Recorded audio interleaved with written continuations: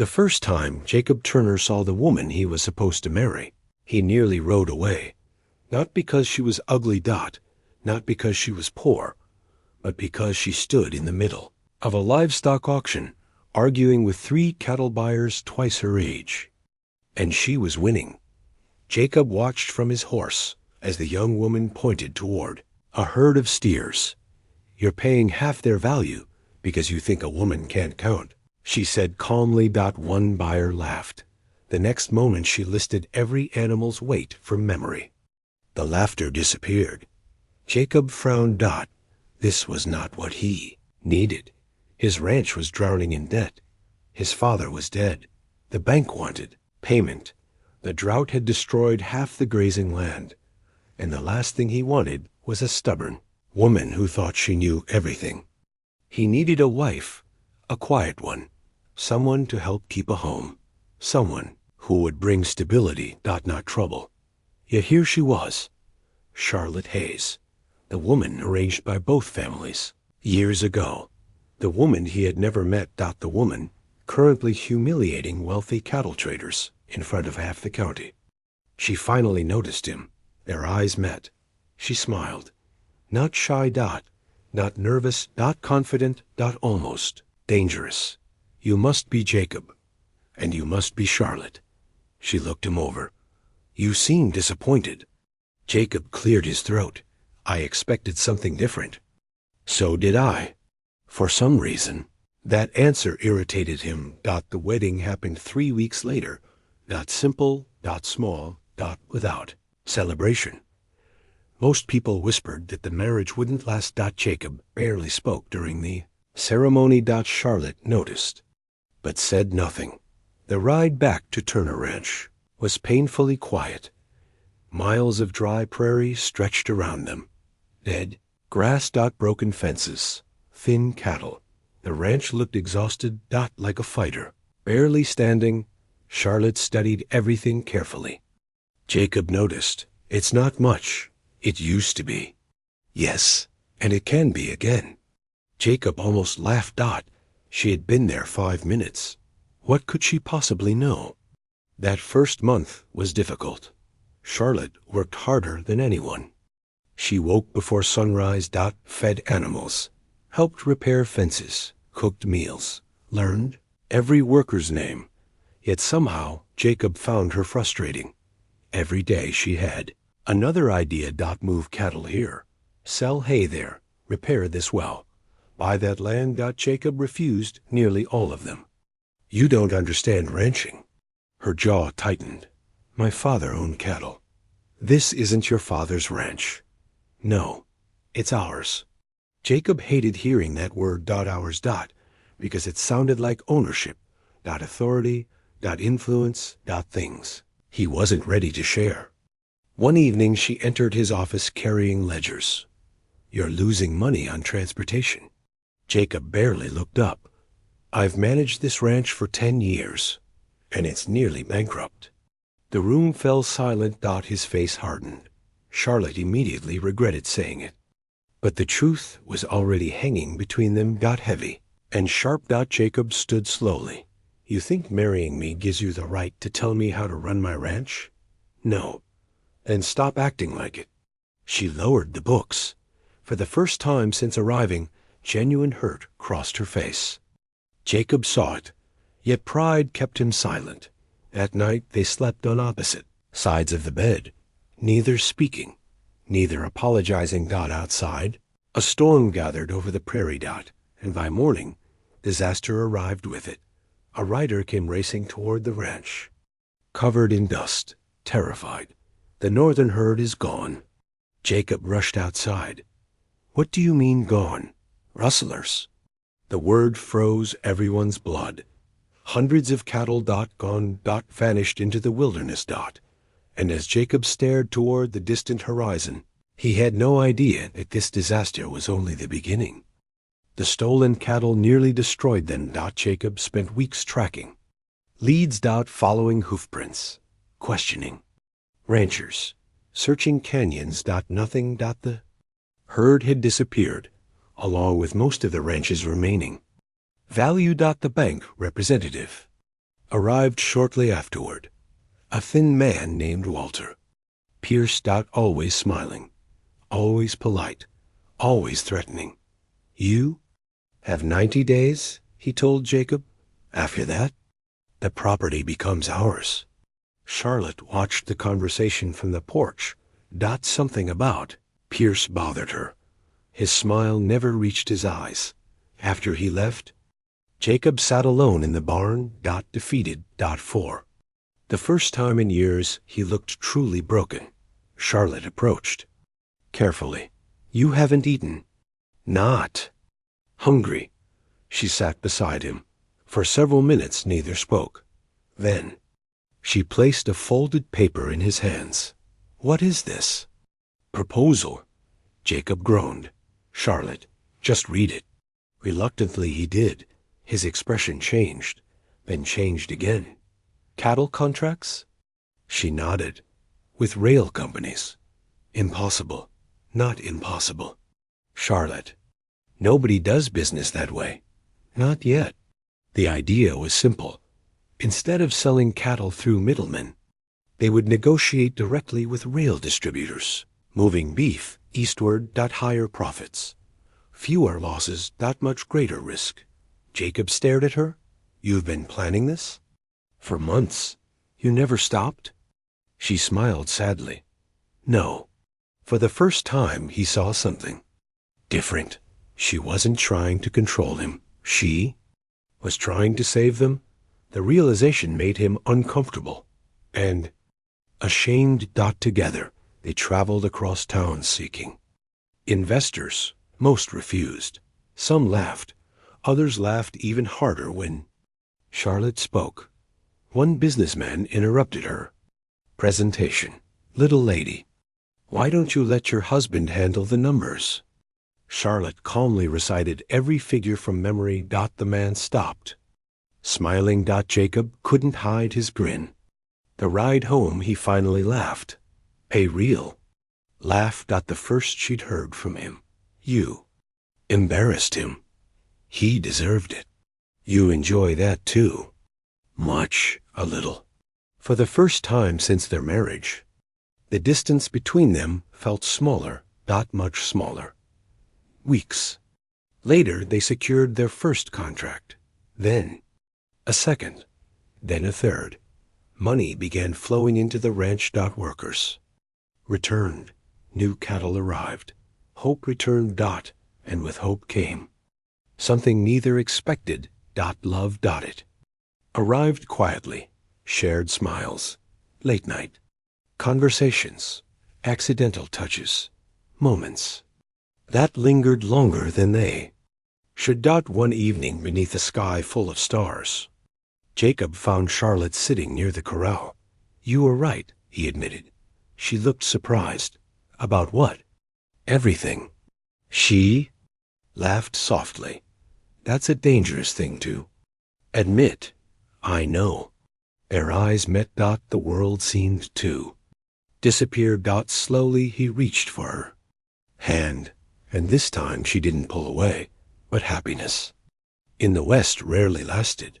3 days later, Charlotte discovered something hidden inside old ranch records. Pages missing, payments altered, signatures forged. Evidence of theft, massive theft, and every trail led directly to one man. Walter Pierce, the banker, the same man, threatening to take their ranch. Charlotte stared at the documents. Her heart pounding. Because if she was right, the cattle theft had never been random. Charlotte spent days gathering proof. Quietly. Carefully. She trusted very few people. Not even Jacob at first. The evidence seemed unbelievable. Walter Pierce had spent years forcing struggling ranches into debt. Then acquiring their land for almost nothing. Families lost everything. Homes. Businesses. Generations of work. The Turner Ranch was simply his next target. One night Charlotte finally showed Jacob everything. The forged records, Fake debts. The suspicious payments connected to cattle rustlers. Jacob? Read in silence. His hands shook. When he finished. Anger burned in his eyes. He killed my father. Charlotte looked up. What? My father knew something was wrong before he died. Jacob's voice cracked. He kept saying someone was stealing from us. The pieces suddenly fit together. Years of mystery. Years of confusion. Years of loss. All connected. Jacob stood. We take this to the sheriff. Unfortunately, the sheriff had already been bought. By morning, word reached Pierce, and Pierce struck first. Arrests followed. Witnesses disappeared. Records vanished. The evidence was declared fraudulent. Jacob couldn't believe it. Everything they built suddenly stood on the edge of collapse. Again. Then came the final blow. The rail company canceled every contract without explanation. Without warning. Workers panicked. Investors fled. Ranch spiraled toward ruin. Charlotte blamed herself. Should have waited. Jacob grabbed her shoulders. No. Because of me. No. His voice softened. You saved this ranch. Tears filled her eyes. But I can't save it again. He pulled her into his arms. For the first time, neither fought their feelings. The kiss was gentle. Honest. Long overdue. And for a few precious moments, the world disappeared. But danger was already moving toward them.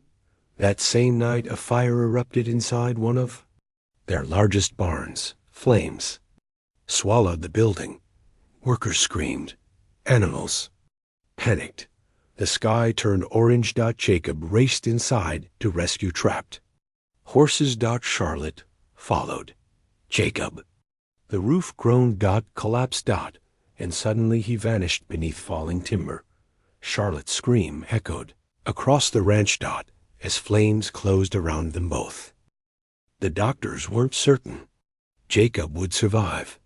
Weeks passed. His injuries were severe. Burns. Broken ribs. A damaged leg. Most days he drifted in and out of consciousness. Charlotte never left. The ranch needed her. Workers needed her. But Jacob needed her more. So she stayed. Morning. Afternoon. Night. Every day. Every hour. Every prayer. Sometimes she spoke to him. Sometimes she simply held his hand. One evening his eyes opened. Weak. Exhausted. Yet focused. The first thing he saw was Charlotte. You stayed. She laughed through tears. Of course I stayed. He squeezed her fingers. Barely. I love you. Charlotte cried openly. I love you too. For the first time, neither had to hide it. Recovery was slow. Painful. But Jacob survived. And while he healed, Charlotte did something remarkable. She took complete control of ranch operations.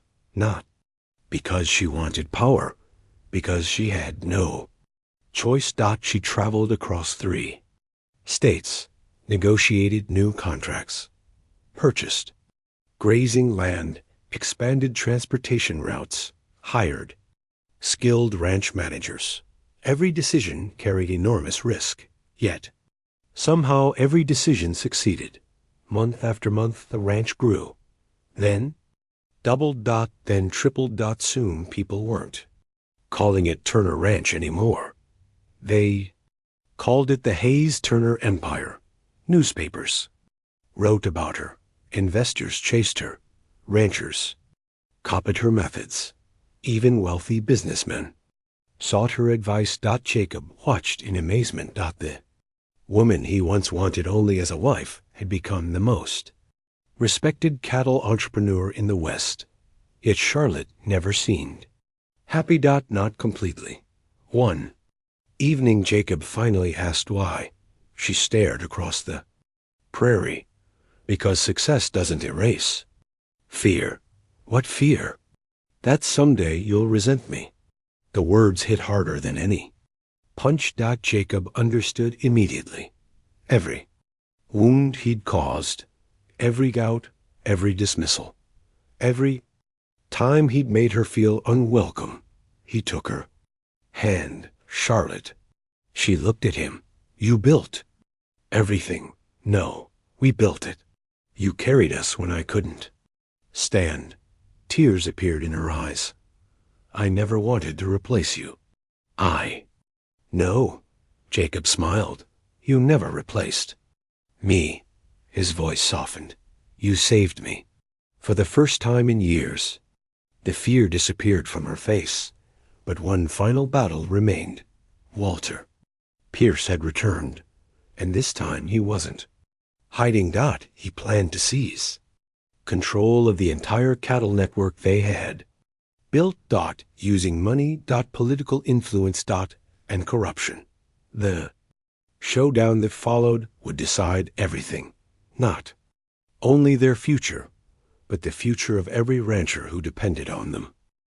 The courtroom overflowed with people. Ranchers filled every seat. Workers crowded every hallway. Families who had lost everything stood shoulder to shoulder. Waiting. Watching. Hoping. Charlotte sat beside Jacob, their hands intertwined. Together. The way they should have been from the beginning. This time, Pierce couldn't hide. Too many witnesses came forward. Too many records survived. Too many victims finally found courage. One by one they testified. Farmers. Merchants. Former employees. Widows. Entire lives destroyed by greed. The truth spread through the courtroom like wildfire. Days later, the verdict arrived. Walter Pierce was found guilty. His empire collapsed overnight. Properties were returned. Compensation awarded. Families reunited with land they thought was lost forever. When the decision was announced, applause erupted throughout the room. Some cried, some laughed, many simply stood in stunned silence. Justice had finally arrived. Months later, the West entered one of its strongest cattle booms, and standing at the center of it all was the Hayes-Turner Empire, largest cattle operation in the region, maybe in the entire West. But success wasn't what mattered most. Not anymore. One spring evening, Charlotte and Jacob stood atop a hill, overlooking endless grazing land. Thousands of cattle moved across golden fields. Workers laughed below. Children played near the chilled barns. Life flourished everywhere. Jacob wrapped an arm around her shoulders. Remember our first meeting? Charlotte laughed. The auction? I thought you were trouble. I was. You still are. She smiled. Good. For a moment they simply watched the sunset. The same prairie, the same horizon, yet everything had changed. Jacob turned toward her. You know something? What? I spent years looking for a wife. Charlotte raised an eyebrow. And I found a partner. Her eyes filled with tears. And that disappointed you? No. He kissed her forehead gently.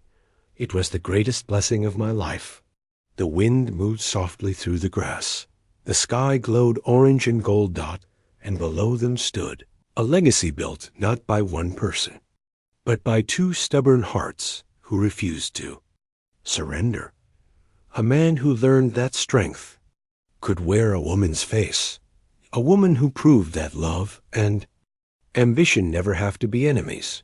Together they transformed a dying ranch into the greatest cattle empire the West had ever seen. But the true miracle wasn't the land, or the cattle, or the fortune they created. It was that somewhere between hardship and hope, between pride and forgiveness, two lonely people discovered a home inside each other, and unlike every storm they had survived before. That was something no one could ever take away.